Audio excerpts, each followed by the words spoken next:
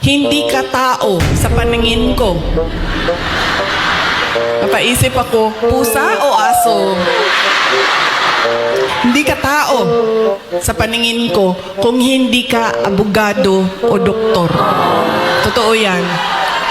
So, syempre, pag ikaw bata ka, diba? Papasok yan paulit-ulit dyan sa iyo.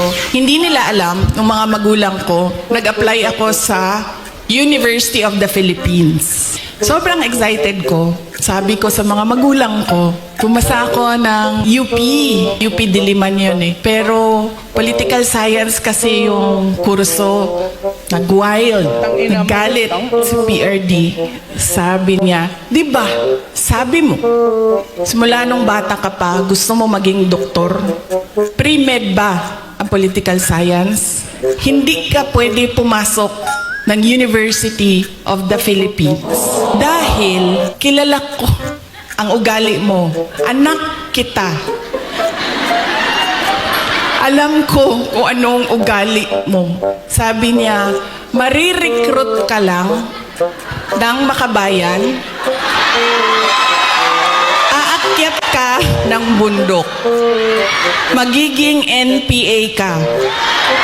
Ikaw ang magiging head ng New People's Army at ikaw ang makakalaban ko pagdating ng panahon. Kaya hindi ka pwede pumasok ng University of the Philippines. So sabi ko sa mama ko, Ma. So sabi ng mama ko, sige na lang, kasi sinabi mo man doktor, so mag-pre-med ka na lang. Nag-pre-med ako.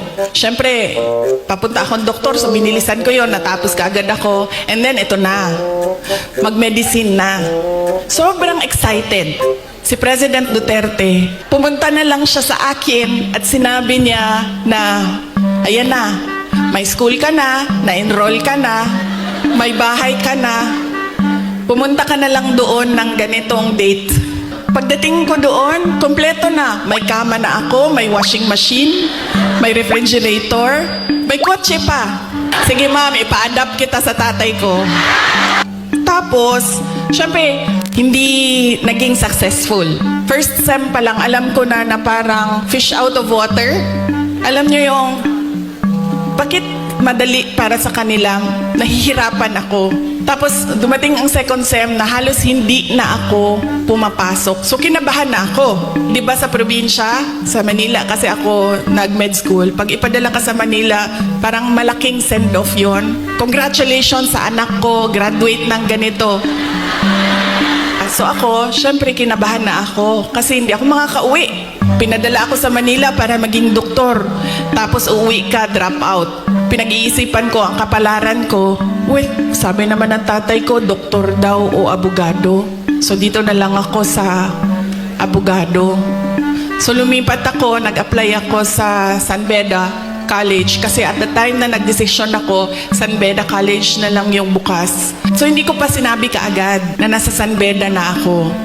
Nalaman na lang nila dahil nagsabi ang driver, hindi na yan siya pumupunta ng Cavite, lagi kaming nandyan sa Menjola. Nung nalaman niya na nasa law school ako, mas excited siya.